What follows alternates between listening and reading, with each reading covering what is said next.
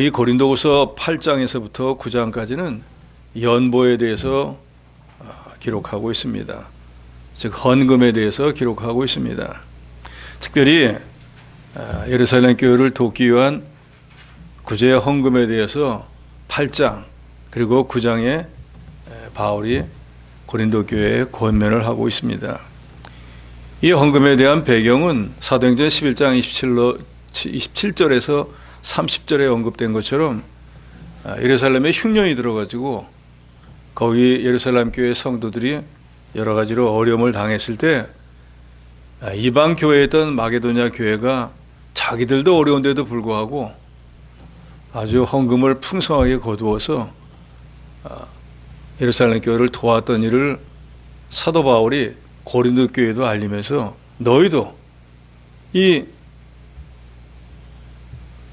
이러한 일, 선한 일, 어려운 성도들을 돕는 일에 마게도냐 교회처럼 그 본을 받아라 하고 본문을 통해서 권면하고 있습니다. 하나님이 주신 은혜를 깨달을 때 연보할 수 있습니다. 헌금할 수 있습니다. 그러므로 헌금은 하나님의 은혜를 깨닫고 그것을 외부적으로 드러내는 감사의 행위가 그것이 바로 헌금입니다. 그래서 성령의 감동을 소멸하지 않고 헌금 생활을 하면은 그 사람의 영혼과 믿음이 자라나고 영적 열매를 맺게 됩니다. 그래서 우리 성도들이 헌금 생활을 바로 하지 못하는 것은 물질을 하나님보다 더 귀히 여기기 때문에.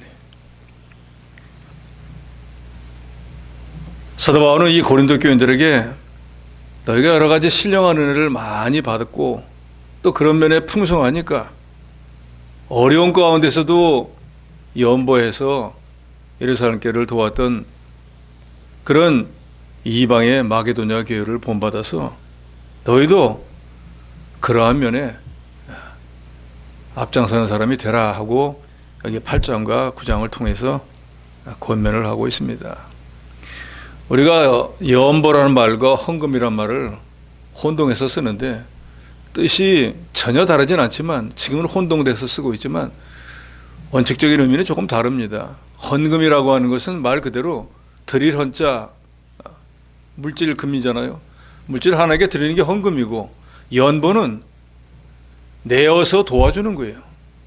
그러니까 오늘 본문에 고린도후서 8장 9절에서 말하는 것은 일종의 구제 헌금인데 그것은 이제 연보의 의미가 강합니다. 그렇지만 이제는 연보나 헌금이나 동일한 의미를 쓰는데 크게 보면 헌금 안에 연보가 있다고 봐야 될 것입니다. 그러나 오늘 본문에서는 연보라는 말이나 헌금을 같은 의미로 사용하고 그렇게 진리를 증거하겠습니다. 1절에서 5절까지 보면은 마게도냐 교회의 연보를 아주 지상교회의 모험적인 것으로 보고 사도 바울이 고린도 교회 너희도 이 마게도냐 교회에 연보한 것을 본받아라 라고 말하고 있습니다. 그래서 1절에 보면 형제들아 하나님께서 마게도냐 교회들에게 주신 은혜를 우리가 너에게 알리노니 하는 말은 마게도냐 교회가 어떻게 헌금했는지를 너희가 좀 알기를 원한다 그 말입니다. 그 말은 지금 현재 고린도 교회가 그렇게 하지 못하고 있다는 거예요. 2절에 보니까 환난의 많은 시련 가운데서 그들의 넘치는 기쁨과 극심한 가난이 그들의 풍성한 연보를 넘치도록 하게 하였느니라 그랬습니다. 마게도냐 교회가 평안하고 교회 전체가 부하고 물질이 넘쳐서 그래서 연보하고 헌금했던 것이 아니라 그 교회는 실제로 많은 환난과 극한 가난 속에 있었는데도 불구하고 예루살렘 교회가 자기들에게 복음을 전해준 교회인데 그 교회 교인들이 어려움을 당한다고 하니까 우리도 어렵지만 지금 어려움을 당한 우리에게 신령한 은혜를 전해준 그 교회 성도들을 도와야겠다 해서 자기들도 극한 가난 속에 있었음에도 불구하고 힘에 지나도록 풍성한 연보를 해서 예루살렘 교회를 도와준 거 그것을 고린도 교회 너희도 좀 알으라는 것입니다. 우리가 흔히 생각하면 그러잖아요. 많이 가진 사람이 당연히 많이 도울 거로 생각하지 않습니까? 그러나 그렇지 않습니다. 우리나라의 경우에는 기업이나 뭐 많이 가진 사람들이 하지만 미국이라고 하는 나라를 보면은 개인들이 하는 헌금, 개인들이 하는 사회의 이 공헌도가 기관보다 훨씬 더 많습니다. 당시에 마케도냐 교인들은 정복자들인 로마 사람들에게 천연 자원을 빼앗겼을 뿐만 아니라 또 과도한 세금 뭐 여러 가지로 인해서 고난에 시달리고 있었습니다. 그래서 남을 돕는다는 건 언감생신 꿈을 꾸기도 어려운 일이에요. 아이고 나 먹고 살기도 힘들어 죽겠는데 누굴 도와주겠어요. 그런데도 성경은 분명히 기록하기를 마게도냐 교인들이 풍성한 연보를 했다 그랬어요. 그것은 바로 하나님의 은혜를 깨달았기 때문에. 마게도냐 성도들도 자기들은 극심한 환난 가운데 있었지만 그때에도 자기 신앙을 잘 지켰고 후퇴하거나 낙심하지 않고 오히려 하나님을 더욱 의지하고 자기 먹을 것을 줄여가면서도 어려움을 당한 성도들을 도와주었습니다. 그래서 3절에 보면 내가 증언하노니 그들이 힘대로 할 뿐 아니라 힘에 지나도록 자원해서 했다 그랬습니다. 그러니까 자기들이 할 수 있는 능력이 있잖아요. 이제 어느 만큼 이 정도가 우리가 할 수 있는 한계다 하는데 이거 갖고 안 된다. 지금 고난당하는 사람들이 요거 가지고는 부족해서 안 되니까 힘에 지나도록 했다 그 말입니다. 또 그것을 시키니까 억지로 마지못해서가 아니라 자원해서 했다는 데 더 의미가 있습니다. 바울이 보기에는 마게도냐 교인들은 자기들이 할 수 있는 범위를 넘어서 연보를 한 거예요. 그런데 그것이 또 강제로 억지로 마지못해서가 아니라 자기들이 스스로 자원했다는 그 면을 아주 높이 평가하고 있습니다. 힘대로 한다고 하는 것은 신자가 자기가 하나님 앞에 드려야 될 분량만큼을 드리는 거예요. 그래서 우리가 하나님 앞에 헌금 생활할 때, 연보할 때 힘대로 하는 게 중요합니다. 예를 들어서 이만큼을 할 수 있는 게 있는데 자기 쓸 걸 계산해가지고 빼고 하나님께 드리는 건 합당하지 않잖아요. 또 하나님 앞에 제일 좋은 걸 드려야 되는데 흠 있는 거, 쓰다가 버릴 것 같은 거, 그런 거 드리는 거 하나님 앞에 합당하지 않습니다. 그것은 은혜를 온전히 깨닫지 못하는 것이고 무성의하고 불충성스러운 것입니다. 그래서 구약시대의 말라기 선지자는 그런 것들을 하나님 앞에 드리는 사람들을 보고 사기했다 그랬어요. 하나님한테 사기를 쳤다 그 말이. 그리고 그것은 하나님의 것을 도적질한 것이라 라고 책망하기도 했습니다. 그래서 여기 고린도후서 8장과 9절에서 연보라고 하는 말이 사용되고 있는데 이 연보 헬라 원어는 하프로테토스라고 하는 말인데 이 말의 뜻은 단순, 복잡하지 않은 것이라는 뜻이에요. 그러니까 연보는 뭔가 단순한 거예요. 아, 저 사람이 가난하구나. 아, 도와줘야겠다. 아주 단순한 거예요. 그러잖아요. 저 사람이 밥을 못 먹고 있구나. 밥을 줘야겠다. 아주 단순한 거라 그 말이에요. 복잡하게 머리를 돌려가지고 내가 쓸 거 있는데 저 사람을 도와줘야 되나, 이거를 내가 써야 되나, 저 사람을 도와줘야 되나, 복잡하게 생각하는 게 아니라 어렵구나. 그럼 도와줘야지. 아니, 단순한 마음이라 그 말이에요. 그러니까 헌금의 기본적인 태도는 마음의 순수함에서 비롯되어야 돼요. 이번에 우리가 이런 일이 있으니까 우리가 헌금합시다 하면은 마음에 금액이 어느 정도 뭐 자기가 생각했겠지만 단순하게 생각하면 되는 거예요. 하나님이 일하시니까 협력해야지 하면 간단한 거예요. 마게도냐 교인들이 자기 교회가 아닌 그 멀리 떨어져 있는 예루살렘 교회 교인들이 어려움을 당했을 때 그 사람들이 사랑으로 우리에게 전도자를 보내고 교회를 세우고 우리가 예수 믿고 구원하게 했는데 그 사람들이 지금 어려움을 당했다는데 우리가 조금 덜 먹더라도 그 사람들을 도와주겠다. 단순하게 생각해서 도와주었다 그 말이에요. 그럴 때 도울 때 요만큼만 주면 되겠거니 했는데 아니 거기는 사람도 많고 부족한 게 많은데 이거 갖고는 안 되겠다. 내가 한 끼 더 덜 먹어야겠다. 두 끼 덜 먹어야겠다 하고 힘에 지나도록 주었다는 거예요.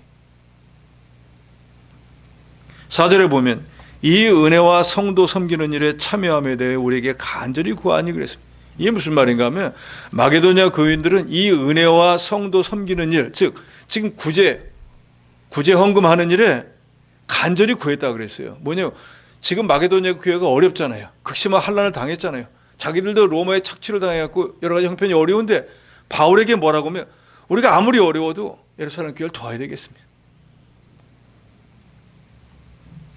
이게 참된 사랑이라는 거예요. 사랑하는데 사랑에는 희생이 뒤따라야 됩니다. 희생 없는 사랑은 말뿐인 사랑은 그건 정말로 말뿐인 사랑인 거예요.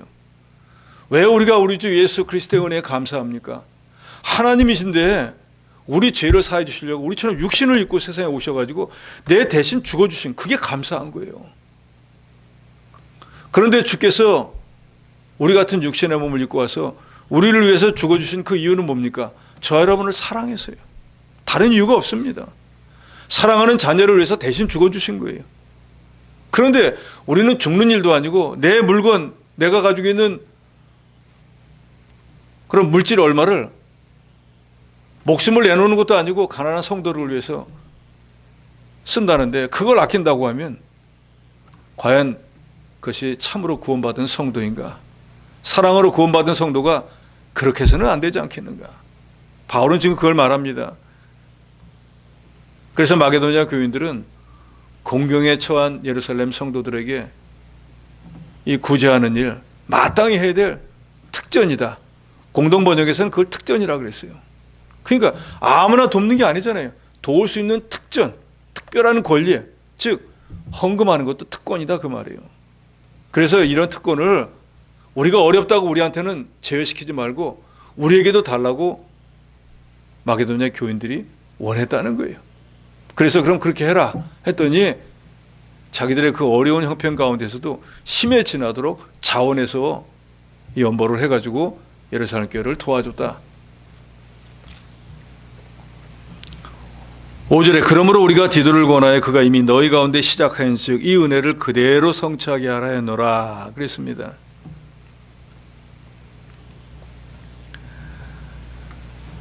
그러면서 거기에 6절이죠. 5절 우리가 바라던 것뿐 아니라 그들이 먼저 자신을 죽게 드리고 또 하나님의 뜻을 따라 우리에게 주었도다 그랬는데 먼저 자기를 하나님께 드리고 하나님의 뜻을 쫓아 우리에게 주었다라고 하는 이것이 연보의 본질적인 원리입니다. 연보는 먼저 자기 자신을 하나님께 드리고 그 다음에 자기가 가진 것을 하나님의 것으로 알고 이웃에게 나눠주는 사랑, 자기 희생, 그것이 바로 연보의 목적이라는 거예요. 그러니까 주님이 나를 위해서 대속의 죽음을 죽으신 것을 깨닫는다고 하면은 또 내가 지금까지 누리고 사는 모든 것이 주님의 것이라는 것을 알면은 주의 백성이 어려움을 당할 때 그거 도와주는 거 그게 너무나 당연하고 마땅히 성도로서 해야 될 일이다 그 말입니다. 이게 단순하게 되는 거예요. 복잡하게 생각할 것 없이 어려움을 당하는 성도가 있다 도와줘야지. 한번 자기 것을 호주머니를 털어서 도와주는 그 단순함이 바로 연보의 원리이다 그 말이에요. 또 우리가 하나님 앞에 헌금 생활하는 것은 이 모든 물질의 주인이 하나님인 것을 인정하는 것입니다. 내 것은 절대로 남에게 못 주죠. 그런데 하나님으로부터 온 거니까 하나님의 백성이 어려움 당할 때 하나님의 것을 드리는 건 너무나 당연하지 않겠습니까? 그래서 우리가 연보한다는 것은 주인으로서의 삶이 아니라 우리가 종으로서의 삶을 산다는 것을 인정하는 것도 됩니다. 그래서 우리가 하나님 앞에 연보할 때 어떤 자세를 가져야 되는가? 첫째는 마음에 먼저 확정을 해야 됩니다. 고린도서 9장 7절에 보면은 각각 그 마음에 정한 대로 할 것이요 라고 했습니다. 구체적인 연보의 행위가 물질을 통해서 나타나기 때문에 어느 만큼 연보할 것인가 분명히 명시하고 있습니다. 그러니까 연보할 때 어떤 고정적인 한계를 정하지 말고 마음에 정한 대로, 즉 마음에 감동받은 대로 하라는 거예요. 제가 일전에 우스갯소리를 말씀드렸지만 어떤 분들은 그런 분들이 있잖아요. 감사 연보는 무조건 10,000원, 절기 연보는 50,000원, 아예 딱 정해놓고 10년이 가도 20년이 가도 그대로 하는 사람도 있잖아요. 그럼 자녀가 직장을 다니는데 월급이 10년 동안 그대로 있다. 그러면 그 부모가 그 자녀 보고 직장 다니라고 하겠습니까? 해가 가면 10,000원이라도 올려야 되는 거 아니에요? 그럼 사실은 자기는 10,000원이라도 올리면서 하나님 앞에 드리는 건 어떻게 10년이고 20년이고 고정적으로 합니까? 너무 우스운 얘기 아니에요? 어떤 분은 또 이런 분도 있어요. 너무나 감사한 일이 있어가지고 감사한 바로 했습니다. 그랬더니 원래 11조 하던 거에서 그 금액을 차감을 시켜버리는 거예요. 회사에서 사장님이 오늘 우리 회사가 창립 기념일이라 기분이 좋았고 여러분에게 보너스를 100% 드리겠습니다. 그리고 다음 달 월급을 안 줘버리는 거예요. 왜요? 지난달에 보너스로 줬잖아. 그럼 가만히 있겠어요? 그런데 우리 성도들의 헌금 생활에 그렇게 하시는 분들이 정말로 있다는 거예요. 너무 우스운 얘기잖아요. 세상에서는 도저히 통용이 안 되는 일인데 하나님의 교회에서는 그걸 당연하다고 믿고 그렇게 생각하는 사람들이 너무나 많은 게 현실이라는 거예요. 제가 목회하면서 너무나 놀랐다니까요.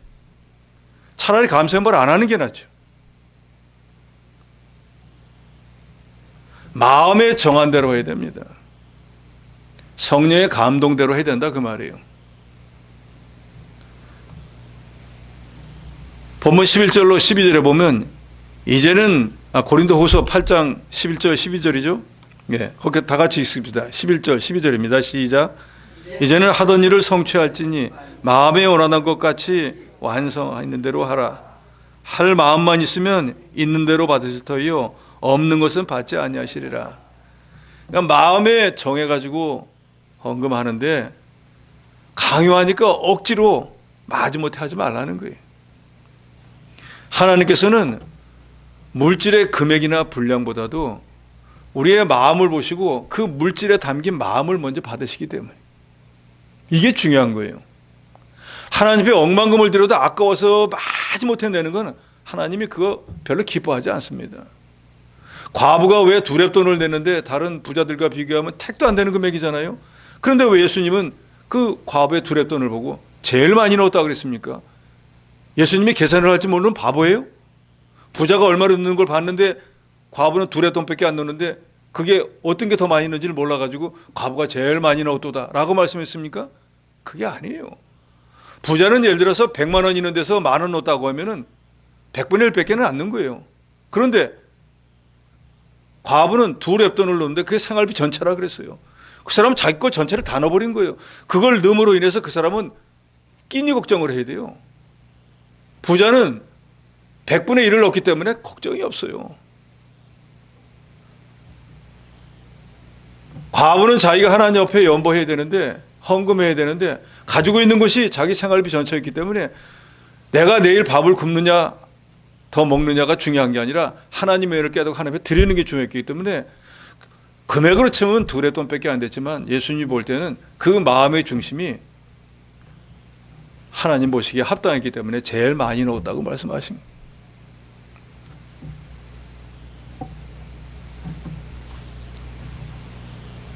초대교회 당시에 아나니아 삽비라가 자기 재산의 거의 절반을 갖다가 바쳤는데도 왜 죽었습니까? 물질을 완전히 다 바치지 않았기 때문이 아니에요. 성령을 속였기 때문이에요. 제가 물건을 다 팔고 나서 생각해 보니까 믿음이 없어서 이거를 다 드리면 제가 먹고 사는데 걱정했을까 봐 제가 차마 반을 못 갖고 왔습니다. 그랬으면 괜찮았어요. 그런데 베드로가 분명히 물어봤습니다. 남편 따로 아내 따로 이게 다냐? 답니다 라고 성령을 속였기 때문에 이미 베드로는 성령을 통해서 이 사람들이 재산을 다 파는 거 다 바치려고 했던 거 알고 있었어요. 그래서 물어보는데 답니다 하고 거짓말했기 때문에 성령을 속인 죄로 죽은 거지. 다 바칠 거 100% 갖고 올 걸 50% 갖고 왔다고 하나님이 왜 50%밖에 안 갖고 왔냐 해서 죽인 게 아니라는 거예요. 마음의 중심이 중요하다 그 말이에요. 그리고 연보는 사전에 미리 준비해야 됩니다.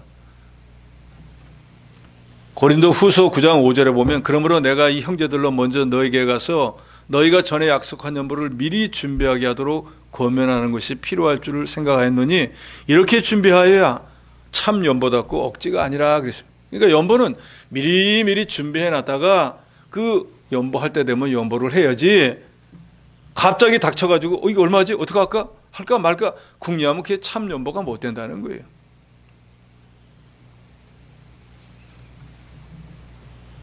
저도 연말 되면은 내년에 4대 절기에는 얼마 계산한 거 미리미리 다 준비해 놓습니다. 그래서 때가 되면은 준비했으니까 드리는데 아무 거리낌도 없고 뭐 생각할 여유가 없어요. 그대로 드리면 되는 거니까.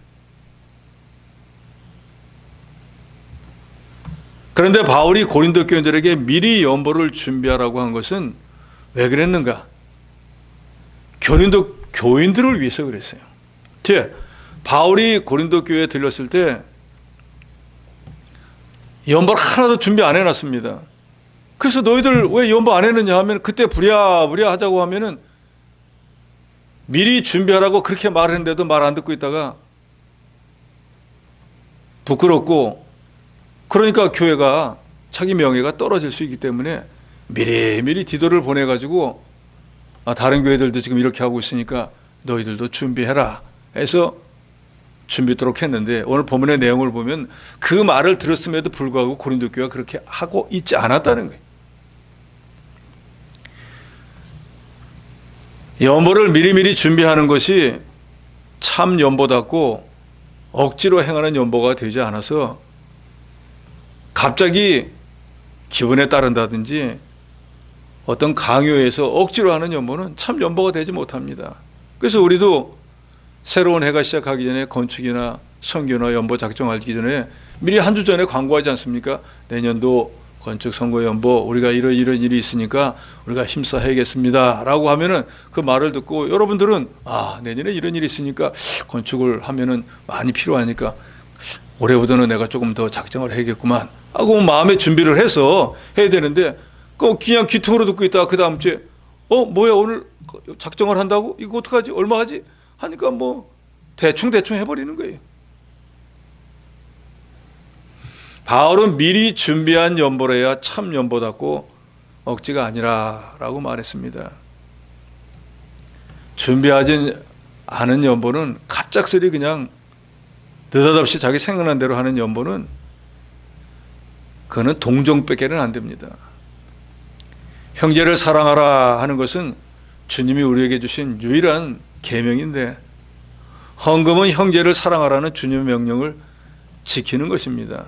그러니까 그걸 지키려면 아무렇게나 무계획적으로 드리면 안 되죠. 미리미리 준비했다가 힘써서 연보해야 됩니다.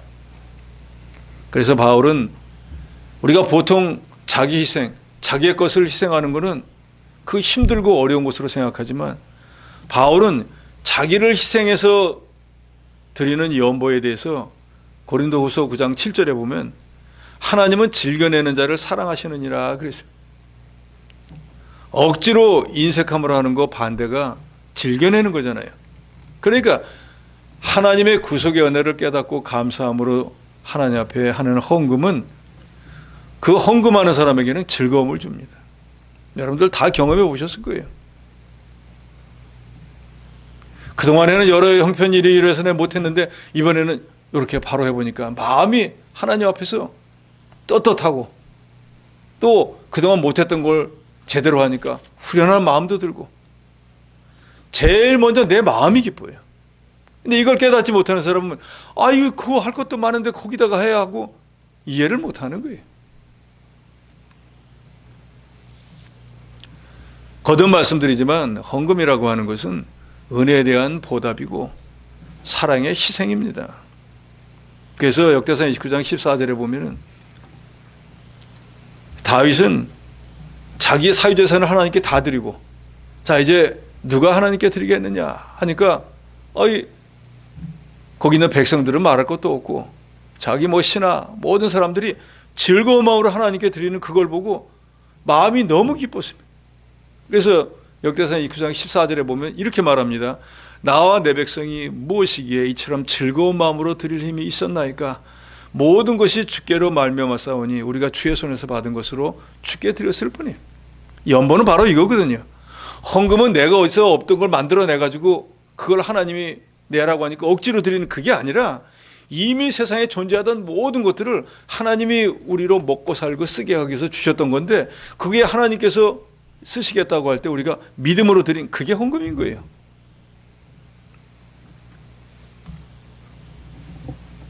그럼 우리가 헌금하는 목적은 뭘까? 고린도서 9장 8절에 보면 하나님이 능히 모든 은혜를 너에게 넘치게 하시나니 이는 너희로 모든 일에 항상 모든 것이 넉넉하여 모든 착한 일을 넘치게 하려 하심이라 그랬습니다. 하나님께서 연보할 수 있는 은혜를 비롯한 모든 은혜를 넘치도록 주시는 이유는 착한 일을 하게 하기 위함이에요. 착한 일은 뭡니까? 선한 일, 한마디로 하나님의 일을 하게 하기 위함이라 그래요. 그래서 바울은 디모데에게 부유한 자들로 하여금 선한 일을 행하고 선한 사업에 부하는 자가 되라, 이것을 가르치고 지키도록 명령했습니다. 그래서 디모데전서 6장 18절에 보면 선을 행하고 선한 사업을 많이 하고 나눠주기를 좋아하며 너그러운 자가 되게 하라. 그런데 이거는 그리스도 구속의 은혜를 깨달은 사람에게는 감사한 말이 되고 은혜로운 말이지만, 내 것을 주고 남에게 나눠주지 못하는 사람에게는 이 말씀은 너무너무 찔리는 말이에요. 보세요. 선을 행하라. 얼마나 힘들어요. 선한 사업을 많이 하라. 나눠주기를 좋아해라. 너그러운 자가 되라. 다 내가 남을 위해서 희생해야 되는 거잖아요. 이거 누가 좋아하겠어요? 그러나 정말로 그리스도의 은혜를 깨달은 사람이라고 하면 이 말의 뜻이 뭔지를 아는 거예요. 사업을 하는 목적도, 선한 사업을 많이 하는 이유가 뭐예요? 사업을 통해서 벌어진 많은 돈을 가지고 그것을 통해서 제일 먼저는 자기 사업장에 있는 그 직원들을 복지를 잘 해주고 월급 많이 줘서 평안하게 살게도록 하는 거예요. 또 거기서 남는 잉여 자금이 있으면 그 모든 사업장의 원주인이 되시는 하나님을 위해서 이런저런 모양으로 또 쓰는 거예요. 그래서 우리가 늘 듣는 얘기지만, 하나님 우리에게 물질을 주신 이유는 제일 먼저는 우리가 생계를 유지하기 위한 것이고, 둘째 남는 것으로 하나님의 일을 하라는 거, 저도 여러분도 잘 아는 내용이잖아요.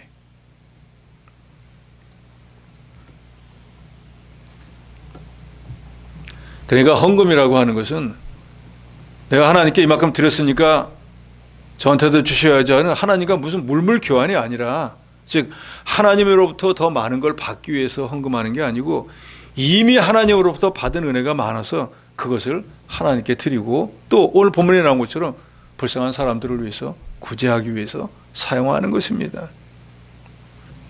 하나님께서 그리스도의 주체인 성도들이 이 헌금을 통해서 영육간의 가난한 지체를 풍요롭게 하고, 또 복음을 전하고 구제하는 일에 선한 일 넘치도록 하시기 위해서 우리에게 물질을 주셨다. 또 하나님의 은혜에 감사하는 사람이라야 헌금할 수 있습니다. 고린도서 9장 11절에 보면 너희가 모든 일에 넉넉하여 너그럽게 연보함은 그들이 우리로 말미암아 하나님께 감사하게 하는 것이라. 그러니까 헌금은 하나님께 대한 감사예요.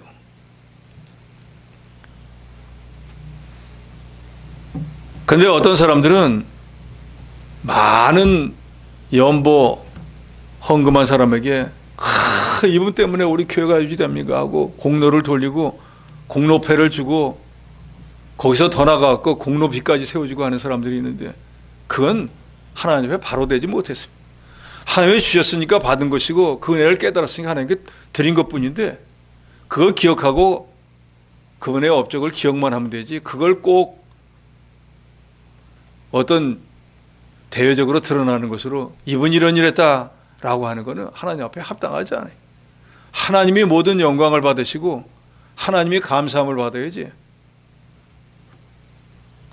사람이 자기 것을 그것을 차지한다는 건 하나님의 영광을 차지하는 것이 됩니다. 또 헌금의 목적은 하나님께 영광을 돌리기 위한 것입니다. 고린도서 9장 13절에 보면 이 직무로 증거를 삼아 너희가 그리스도의 복음을 진실히 믿고 복종하는 것과 그들이 모든 사람을 섬기는 너희 후한 연보로 말미암아 하나님께 영광을 돌리라 그랬습니다. 그러니까 성도를 섬기는 직무, 또 헌금으로 인해서 하나님께 영광을 돌린다 그 말이에요. 우리 성도들이 성도를 잘 섬기고 헌금 생활을 잘하면 그게 바로 하나님께 영광이 돌아간다 그 말이에요. 우리 성도의 모든 행위, 만물이 존재하는 목적도 하나님께 영광을 돌리기 위한 것이에요.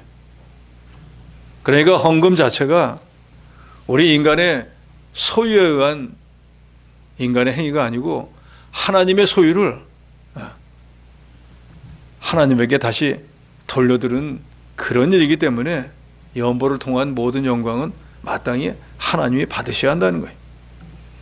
거듭 말씀드리지만 연보의 목적은 착한 일이 넉넉히 이루어지기 하기 위함이고 부욕해야 된 자로 하여금 하나님께 감사하기 위함이고 이로 인해서 모든 영광을 하나님께 돌리려는 데 있는 것입니다. 그래서 6절로 15절에서는 바울이 고린도 교회에 권면을 합니다. 6절에서 9절에 보면 너희의 사랑과 진실을 증명하라 그랬습니다.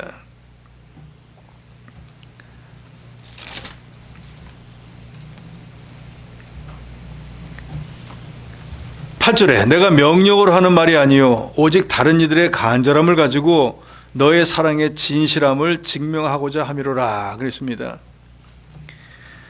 그 앞절에 6절에 보면은 그러므로 우리가 디도를 권하여 그가 이미 너희 가운데 시작하였은즉 이 은혜를 그대로 성취하게 하려노라. 오직 너희는 믿음과 말과 지식과 모든 간절함과 우리를 사랑하는 이 모든 일에 풍성하고 같이 이 은혜도 풍성하게 할지니라. 바울이 디도를 고린도 교회에 보냈던 목적은 뭔가 하면 예루살렘 교회를 구제하기 위한 구제 헌금을 모으는 일도 있다는 것을 말합니다. 그런데 고린도 교인들이 당연히 사도 바울이 이 디도를 보내어서 예루살렘 교회를 위해서 헌금을 좀 준비해라 했으면은 실제로 행동에 옮겨야 되는데 옮기지를 않고 있는 거예요.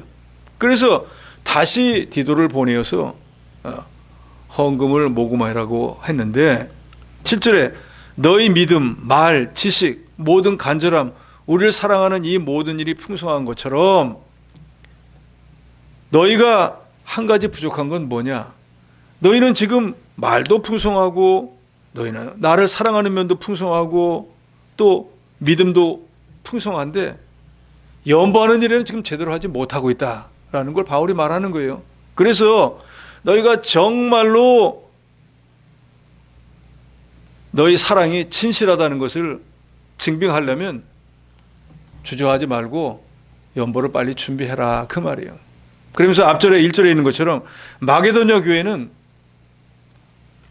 환난을 당해서 정말로 어려운 형편에서도 똑같이 너희처럼 예루살렘에서 파송된 전도자를 통해서 복음을 받고 교회가 세워지고 그래서 그것이 너무 고마워서 힘에 지나도록 연보해서 예루살렘 교회를 도와주었는데 너희 고린도 교회도 너희가 정말로 이런 여러 가지 은혜 받은 것들이 많다고 하면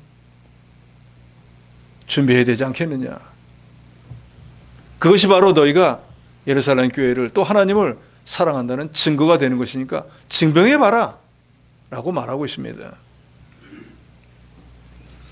마게도냐 교인들은 형편이 어려워서 하지 않아도 되는데 바울에게 예루살렘 교회가 어려움 당하는데 우리가 연보해야 되겠습니다 하고 간절한 마음으로 요구하기까지 했는데 너희들은 내가 예루살렘 교회 어려움이니까 도와줘야 되니까 연보를 준비하라고 했는데도 하지 않는다고 하면 너희가 정말로 그리스도 구속의 은혜를 깨달은 사람이냐? 라고 바울이 말합니다. 우리 성도에게 정말로 진실함과 그리스도의 사랑을 깨닫는 마음이 있다고 하면 구제에 인색할 수가 없습니다. 야고보서에 보면 그런 말씀이 나오잖아요. 어떤 사람이 헐벗고 굶주렸는데 그 사람이 찾아온 이유는 뭘까요?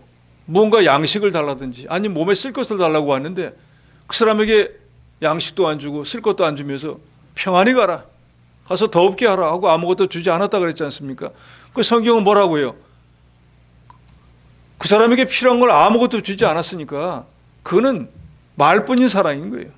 죽은 믿음이다 그 말이에요. 형제를 정말로 사랑하는데 자기 피부치가 만약에 왔다 그러면 그냥 보내겠어요? 자기 자녀가 굶어 갖고 왔으면 가만히 있겠느냐 그 말이에요. 그런데 믿음의 형제가 어려움을 당하는데도 못 본 척하고 평안히 가라, 따숩게 하라, 뭘 덮을 게 있어야 따숩게 할 거 아니에요. 뭘 먹을 게 있어야 배부를 거 아닙니까? 아무것도 안 주면서 말만 하는 사랑은 사랑이 아닌 것이. 선한 일은 억지로가 아니라 자원해서 해야지 심령에 유익하고 하나님이 인정하십니다. 인색한 마음이나 부득이한 거, 억지로 마지못해 한 것은 내 심령에 유익도 없고 하나님도 기뻐하지 않습니다. 고린도 교회가 마게도냐 교회보다 못한 것이 없는데 다른 면에는 모든 것이 풍족하고, 또 우리가 고린도 전서를 통해서 봤지만 온갖 자기 개인적인 것 때문에 분란을 다 일으키면서도 정작 도와야 될 일이 있을 때는 돕지 못하는 교회가 되어버리고 말았어요.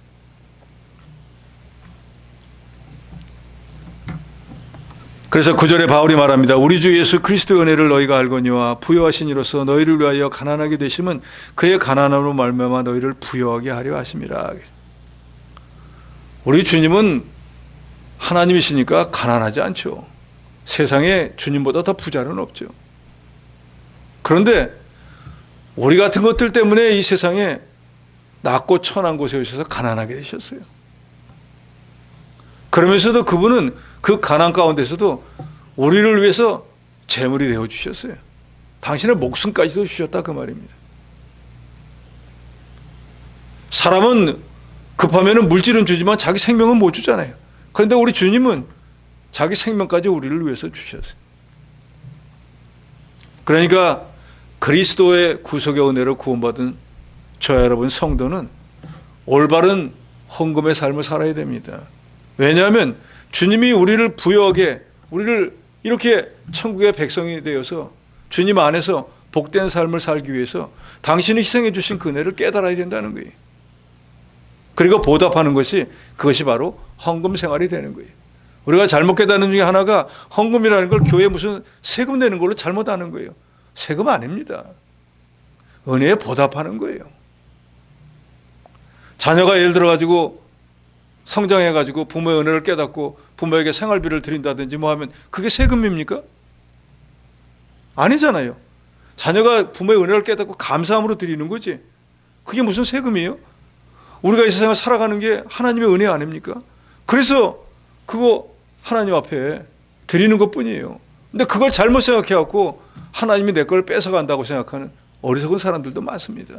그리고 내가 생활해서 번 모든 것이 내 것이라고 생각하기 때문에 하나님이 절대로 못 드리는 거예요.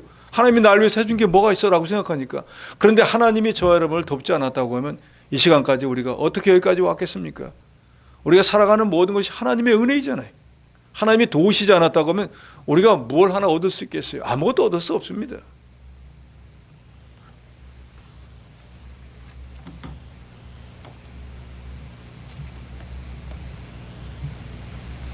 이 일에 관하여 나의 뜻을 알리노니 이 일은 너에게 유익함이라.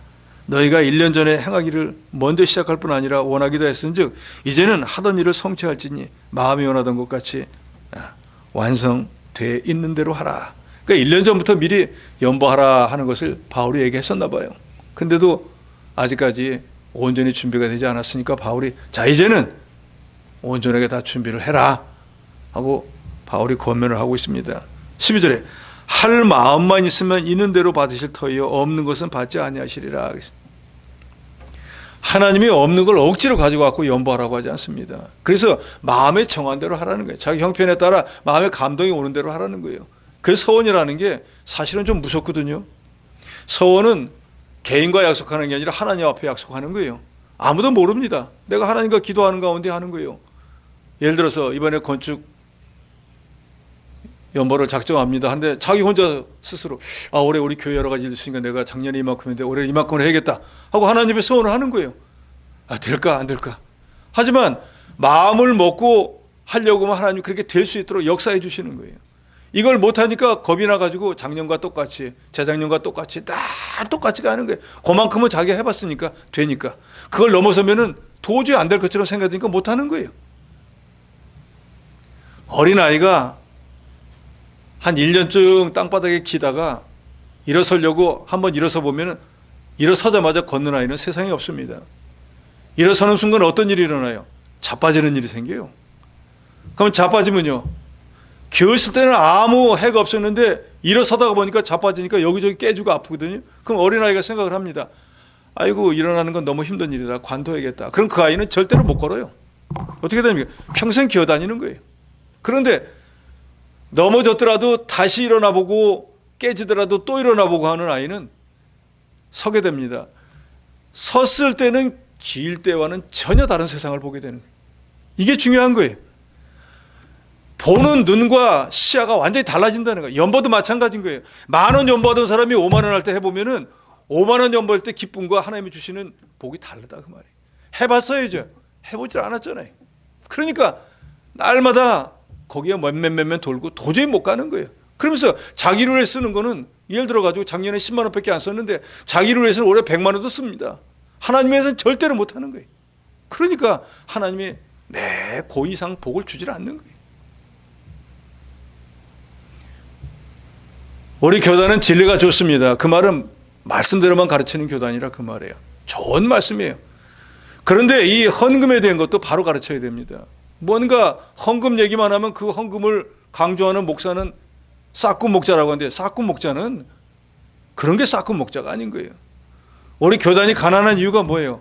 헌금에 대해 바로 가르치질 않기 때문에.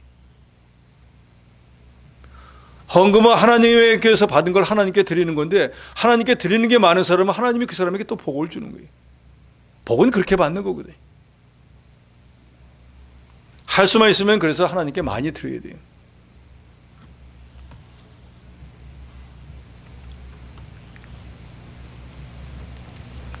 (12절에) 하는 말씀대로 하나님은 없는 걸 억지로 가져와서 받고 그러신 분이 아니에요. 감사라고 하는 것도 감사하면 또 감사할 거리 하나님이 주시거든요. 연보도 그와 비슷해요. 헌금도 하면은 부족하지 않도록 하나님이 또 그만큼 헌금할 수 있도록 계속 주시는 거예요. 13절에 이는 다른 사람들을 평안하게 하고 너희는 공고하게 하려는 것이 아니요 균등하게 하려 함이니 이제 너희 넉넉한 것으로 그들의 부족한 것을 보충하면 후에 그들의 넉넉한 것으로 너희의 부족한 것을 보충하여 균등하게 하려 하는 것이라. 이 말은 이제 이런 말이죠. 남을 긍휼히 여기면은 내가 어려움 당할 때 나도 긍휼히 여김을 당하는 것처럼 지금 예루살렘 꽤 어려우니까 우리도 힘들지만 그래도 우리는 그래도 먹을 거 있으니까 저기 좀 도와주자 하고 도와주면은 나중에 우리가 정말 어려움을 당했을 때 예루살렘 교회가 그 교회가 이제 우리 동거 어려움을 당한다, 우리가 못 먹더라도 도와주자 하고 똑같이 돼서 양쪽이 서로 균등하게 평등하게 되어진다 그 말이에요.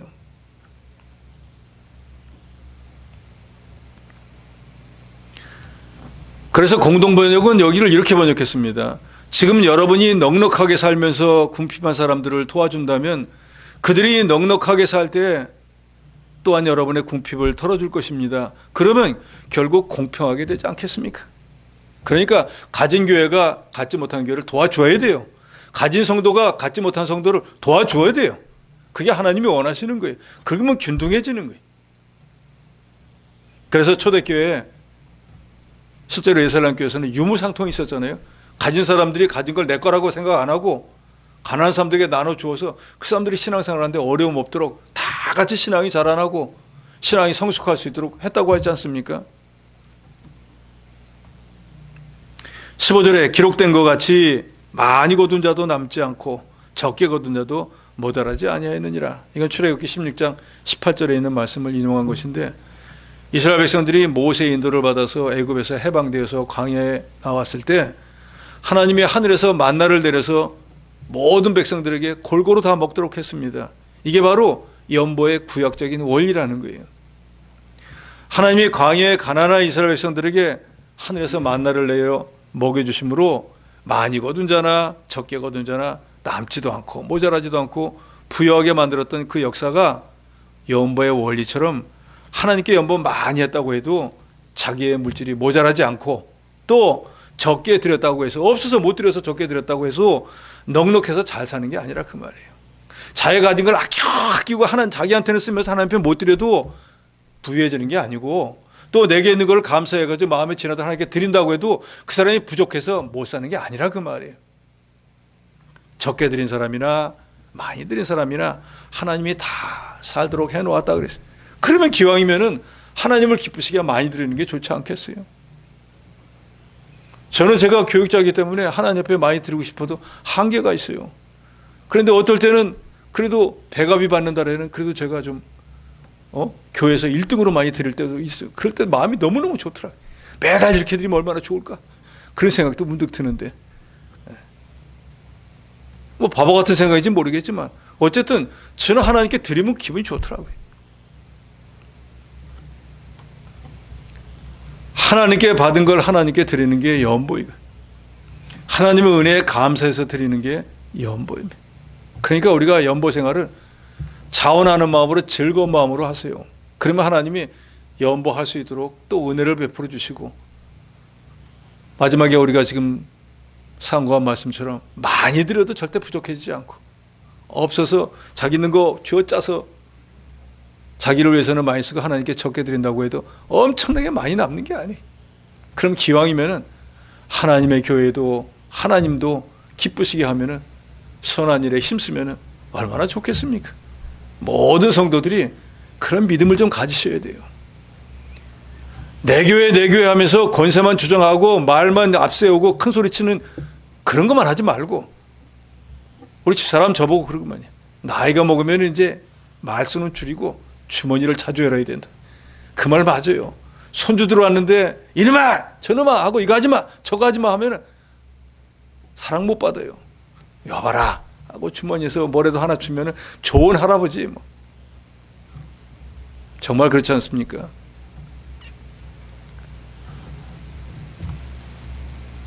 특별히 여기 고린도후서 8장 9장에서는 구제 헌금에 대해서 말씀하고 있는데, 이방 교회들은 예루살렘 교회에서 전도자가 파송돼 가지고 복음의 말씀을 듣게 했고 교회가 세워졌고, 그래서 구원받은 성도들이 모여서 신앙생활을 하는 곳이었잖아요. 그러니까 어떤 교회는 물질적으로 풍부한 교회도 있고 또 그렇지 못한 교회도 있지만, 바울이 분명히 말하지 않습니까? 영적인 신령한 은혜를 받았으면 물질을 가지고 섬기는 게 당연한 거예요. 더더욱이 같은 믿음의 형제가 어려움을 당했을 때 구제하고 도와주는 것, 그거는 그리스도의 사랑을 실천하는 것입니다. 그래서 바울은 8장 9장을 통해서 고린도 교회가 그것을 바로하지 못하고 있으니까, 다른 이방 교회는 힘에 지나도록 자원해서 연보해서 선한 일을 하고 있는데 너희는 더 많은 은혜를 받았으면서 왜 이 일에 바로하지 못하느냐? 너희가 정말로 진실하다고 하면 이래도 증빙을 해봐라. 하나님을 기쁘시게 해봐라. 너희가 많이 하나님께 드린다고 해도 절대로 부족해지지 않고, 너희가 아낀다고 해서 너희가 부자 되는 것이 아니야. 광야의 모든 이스라엘 백성들이 증빙하지 않느냐? 오늘 이 시대에 저와 여러분에게도 하나님이 말씀합니다. 할 수만 있으면 하나님의 일에 많이 쓰임받으시고, 할 수만 있으면 하나님께 많이 드려서 하나님을 기쁘시게 하고 하나님의 교회를 부하게 만드시고, 여러분은 또 하나님이 주시는 이 신령한 또 육신의 복까지도 받아 누리는 참으로 복된 성도들이 되시기를 주의 이름으로 축원합니다.